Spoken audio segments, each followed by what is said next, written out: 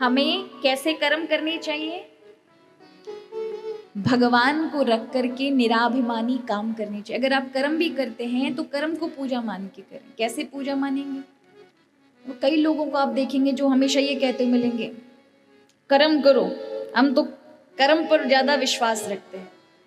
भगवान अगर किसी को खाने पीने के लिए नहीं दे जाएंगे जब तक कर्म नहीं करेंगे। कर्म करना जरूरी, कर्म करो। पर उनको ये बताइए, क्या जो आप कर्म कर रहे हैं क्या ये आपको तार देंगे? क्या ये आपको शांति पहुंचा देंगे या और लोगों का कल्याण कर देंगे? नहीं कर सकते। ये जितने भी कर्म है, किस कर्म के बारे में भगवान कृष्ण बोलते हैं?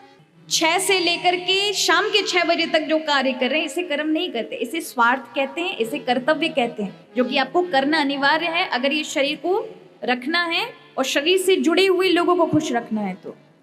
लेकिन कर्म वो है, मैं कर रहा हूं इस भावना को हटा करके मुझसे भगवान ही करा रहे हैं, ये मन में विश्वास आ जाए। मैं नहीं कर रहा, मेरे घर को, परिवार को, भले मैं 8 घंटे मेहनत करूं लेकिन अपने आप को ना जोड़े कि मैं कर रहा हूं। नहीं, मेरे प्रभु करा रहे हैं मुझसे, मेरा परिवार मेरे प्रभु चला रहे, ना कि मैं चला रहा। हर चीज में जहां वो प्रभु को जोड़े तो वो योग लग जाएगा। वो चाहे कर्म संसार के लिए करे किंतु प्रभु में जुड़ा है तो उसने कर्म योग किया। ऐसे समझे महाराज।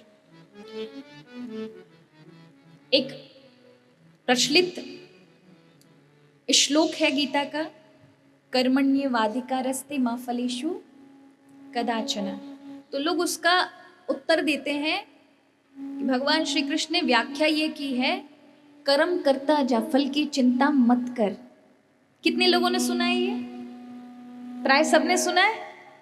अच्छा, मुझे कोई आके बताए, कोई भी संसार में ऐसा है जो फल की चिंता किए बिना कर्म करेगा?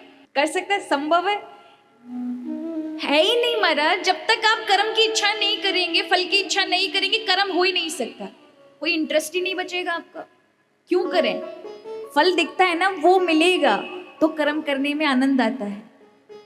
इसका रिजल्ट मिलेगा तो कर्म करने में। अब रिजल्ट की आप इच्छा ही मत करो तो कर्म करने में किसको रुचि होगी? भगवान ने जो कहा है वो क्या कहा है? कर्म कर। अच्छा करेगा, बुरा करेगा, उसमें कर्म में तेरा अधिकार है, फल में तुम्हारा अधिकार नहीं है। कर्म के लिए सब स्वतंत्र है। चोरी करे या फिर लोगों की मदद करें, इसमें अधिकार है। लेकिन चोरी की है और उसका परिणाम क्या मिलेगा, इसका अधिकार सिर्फ मेरे पास है, तुम्हारे पास नहीं है। इसलिए भगवान कहते हैं कर्म में अधिकार है, फल में नहीं है। कोई व्यक्ति जब कर्म करता है तब उसको पूरी छूट है, स्वतंत्रता है कि वो लोगों को सताएगा या लोगों की सहायता करेगा, या सब आपके ऊपर है, इसमें अधिकार है। लेकिन उसका परिणाम आप सोचो, किसी के साथ घर किसी का जला करके आप सोचो हमारा बच जाएगा, हमें फल अच्छा मिले पुण्य आत्मा वाला और हम काम गलत करें। कर्म में आपका अधिकार है, अच्छा करें बुरा करें, क्योंकि कोई नहीं रोकता। जब आप चोरी करते हैं, किसी के साथ गलत कर रहे हैं, कोई नहीं देख रहा। लेकिन फल का जो परिणाम आने वाला है वो प्रभु देते हैं, उसमें हमारा अधिकार नहीं, हम चाहकर भी उससे बदल नहीं सकते। इसलिए भगवान कहते हैं कर्म को सोच समझ के करो। इस श्लोक का मतलब ये है कि कर्म पर अधिकार है तुम्हारा, फल पर नहीं है। जैसे मैं आपसे कहूं खड़े हो जाओ तो आप खड़े हो जाएंगे, दोनों पैर हैं आपके पास, दोनों पैरों से आप खड़े हो गए। लेकिन मैं कहूं कि अब एक पैर उठा लीजिए, आपने उठाया, अब मैं कहूं दूसरा वाला भी उठाइए, संभव है आप उठा पाओगे?